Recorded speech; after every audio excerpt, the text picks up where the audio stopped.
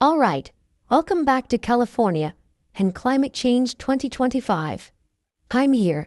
I'm joined by my co-host. In our last episode, we explored wildfires and droughts, the disasters becoming California's new normal. Today, we're tackling another question. When the climate changes, who feels the impacts most strongly? The truth is, the effects are not evenly distributed. That's where the concept of environmental justice comes in. Let's get started. So let's start with a little scene setting. Here in California and around the world, the climate crisis is here. We've already felt its impacts from more intense wildfires to longer, hotter summers and rising sea levels that threaten our iconic beaches and communities. And while these challenges affect all of us, the reality is that the impacts are not evenly distributed. Some communities feel the heat more literally, and others bear a heavier burden of smoke-filled skies. Some neighborhoods have limited access to health care and healthy food options. All of this adds up to what's called environmental injustice. To understand it better, imagine your house is in an area prone to flooding. You've got a car that's paid off, but it's gas guzzler. And you work in a coal plant that's polluting the air you breathe. And then a storm hits and floods your home. You have to take time off work to recover and repair your house. But while you're gone, your boss docks your pay because you weren't there. You don't have paid time off, so you have to choose between paying rent and buying groceries or getting your car repaired so you can get to work. Your community was already struggling, but now the impacts of the flood are making things even worse. And if you were part of a community of color or low-income community, you might find that your community was already shouldering a heavier burden of pollution and fewer resources to begin with. When the climate changes, the impacts aren't equal. Environmental justice is about ensuring that everyone, regardless of background or neighborhood, has access to a safe, healthy environment, and that the costs and benefits of climate solutions are shared fairly. That's what it means. So how does it apply to California? Well, let's break it down.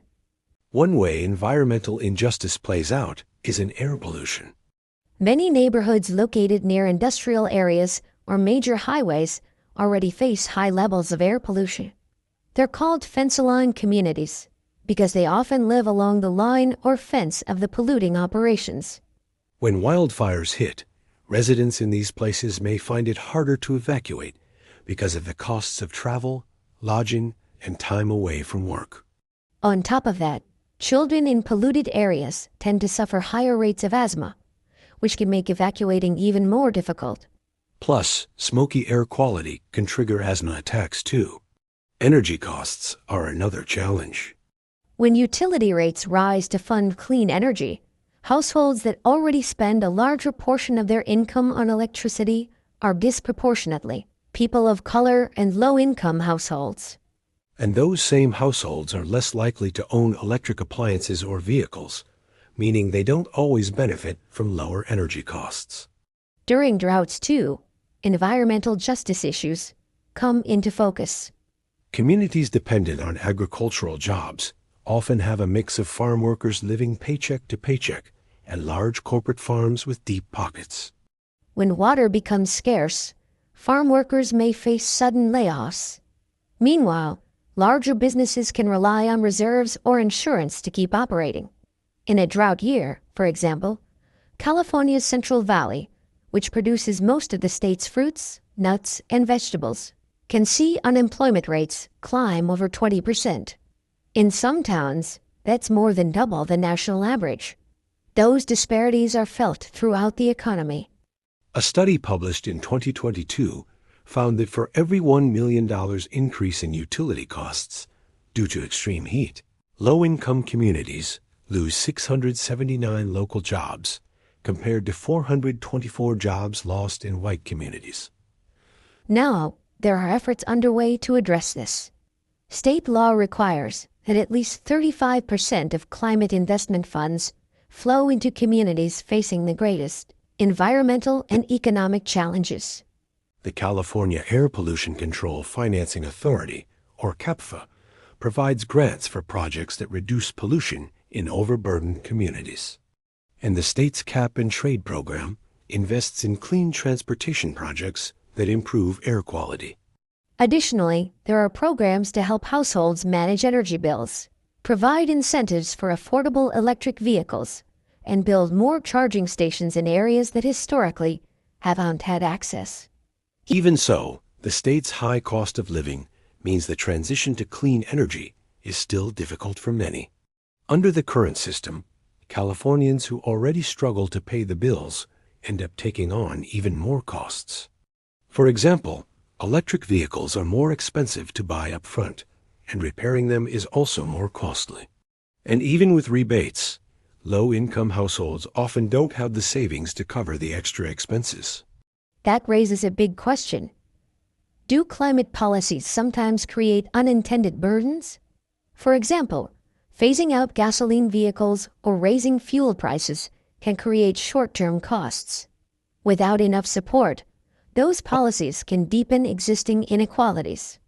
And that's where environmental justice advocates say the current approach falls short. Take the recent passage of California's landmark climate bill, AB 32. It aims to decarbonize the state by requiring major cuts to greenhouse gas emissions over the next decade. While the bill invests heavily in clean energy and green jobs, critics say it doesn't do enough to protect workers and consumers.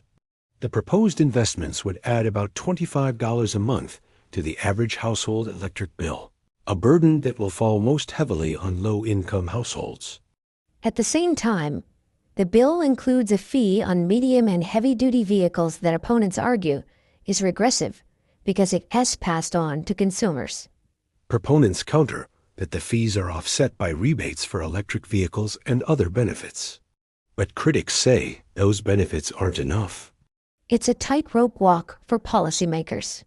Strong climate action could leave some people worse off. But without enough action, everyone will suffer the consequences of a warming world. That's why many experts stress climate action has to be paired with social support. It's not enough to reduce emissions. We also need to make sure communities most affected by the transition have the tools to adapt. But it's not easy. As any parent knows, kids grow and change quickly. So to truly support those feeling the squeeze, California needs a safety net. That's something AB 32 doesn't fully address. Many clean energy advocates want to see more measures to ease the transition. That includes indexing fees and rebates to income, expanding access to public transit, creating more affordable housing near transit hubs, and protecting tenants from displacement during major infrastructure projects. The question is, how far should California go? What are the limits of environmental justice? Well, that depends on who you ask. Supporters of the current approach say California is leading the nation by investing in clean energy and electrifying key sectors like transportation. Opponents say the benefits aren't widely shared and call for a more equitable distribution of costs and rewards. Some people even question whether climate action should come from the top down at all. Instead, they call for bottom-up approaches that give communities more power to decide how to address their own environmental concerns. In this view, meaningful environmental justice can only emerge from community-driven solutions tailored to local needs. Public reactions are mixed. Many support strong action because they see the harm from pollution, wildfires, and heat waves.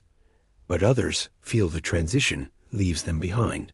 For example, when rebates for electric cars mostly benefit those able to buy a new vehicle, people with older cars see few immediate benefits.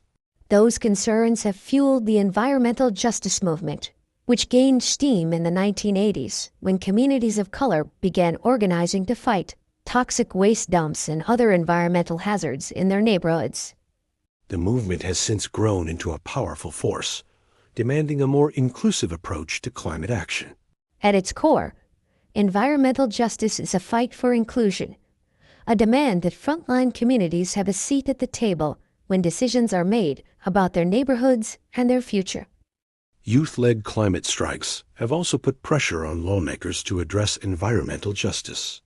In 2019, thousands of students walked out of their classrooms across the nation, demanding urgent action on climate change. Their strikes often included calls for environmental justice, reflecting a growing awareness of the issue among young people. On the national level, the federal government has launched Justice 40, a program that directs 40% of climate investment benefits to communities most in need. But whether these programs make a real difference remains to be seen. So what does it take to make environmental justice more than a slogan? Well, 3 things. First, design policies from the ground up by listening directly to the communities experiencing the impacts. Second, deliver measurable results, not just promises on paper. And third, connect social movements with government action so people feel their voices matter in shaping the transition. Without that, the climate crisis risks becoming a fairness crisis, and that's not a future anyone wants. That's it for today. Climate change isn't only about nature, it's also about justice, fairness, and whose voices are heard. Thank you for watching. See you next time.